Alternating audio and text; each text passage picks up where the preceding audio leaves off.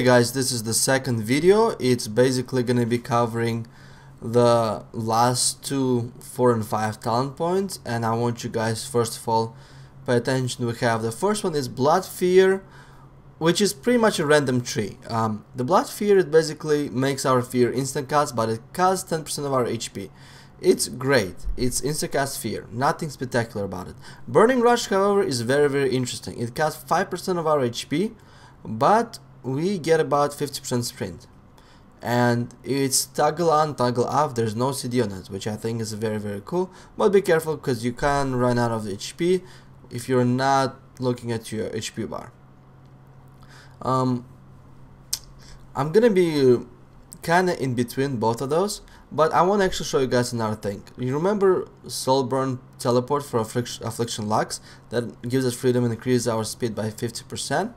Well, Burning Rush actually works perfectly with it. If you guys can see, I'm gonna get some HP right now from Soulburn Soul Harvest, which you guys can watch in my first video, the one I talked about. And I'm basically gonna pop right now here Soulburn and do port, and I'm running with the freedom at roughly about 50%. And it also stacks magically really good with the Burning Rush. So basically, if you have a sprint and freedom from your Soulburn port, then the freedom, the extra movement speed that provided from Burning Rush is actually well worth it. I think it's actually a very good talent when it comes to escaping melee trains, but I don't think it's like the best talent in the tree. The last one is Unbinding Wheel. I'm not gonna show you anything, but it's basically a trinket on 1 minute cooldown, but we sacrifice 25% of our total HP. Well, regardless to say, when we're getting controlled we cannot peel for our teammates, this is actually a lifesaver. But the draw side of it is that it requires too much HP. So once we actually get out of it, it can open a window for a hard switch onto us, and if we're out of defensives, then we're boned. So far I like Blood Fear the best, because you can just courageously cast it into a melee while they're on you, but I'll need to check it out. So let's move to the other talent points right now. And the first one is Grimoire of Supremacy, and you summon the scary shit that runs around and attacks people. The couple things I want to see is, let me actually revise a little bit here, is the clone magic. It's basically a dispel, but it's auto cast. The reason why I'm saying it, this is amazing, is because it's a new friendly auto cast.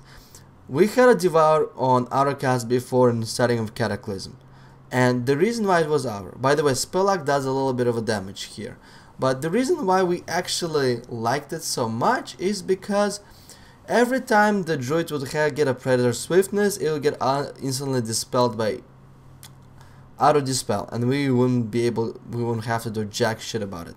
So in that sense, Grimoire of Supremacy is really good. The other one is Shadow Bite, which is tongue leak or whatever that goofy shit called. It's basically a Shadow Bite with no cooldown, which is also very strong. So the pet is actually very dominating. But let's look at the next talent, and here we actually gonna have a Grimoire of Service, and I think it's actually a complete garbage talent. It basically makes us summon a lesser version of the pet for 30 seconds to fight for us. The biggest problem with that is that the pet only has about 30k HP. And if you have your original pet, like right now, and you summon the other one, it's not going to be considered as a minion, it's going to be considered as a guardian. And whatever abilities our pets have, as you guys can see here, well, Grimoire, the other pet is not going to have the spell lock, so it's not going to be casting anything at all, which I think kind of find is a little bit weird, to be honest. So in that retrospect, I think this talent is actually falls greatly short behind. I also tried to summon the other pets besides the second Fell Hunter, and I exclusively summoned it on a mob to just test it out, and you guys are gonna see the results right now in a couple seconds. I just need to get a target first. It actually requires a target. So the results were actually more worse than our fights in Iraq. Look at this. The Succubus does a little bit of a damage. Look how much Succubus that takes damage in.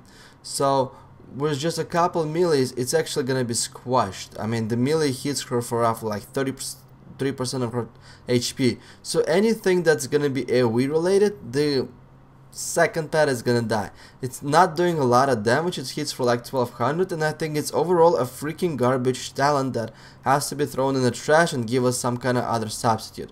So far I see the Grimoire of Supremacy and the Grimoire of Sacrifice or something like that. Grimoire of Sacrifice is actually gonna be better. So let's look at the last talent here, and it's Grimoire of Sacrifice. We're gonna be basically killing our pet with that talent, and we're gonna be getting a damage and HP boost, and it's actually pretty good.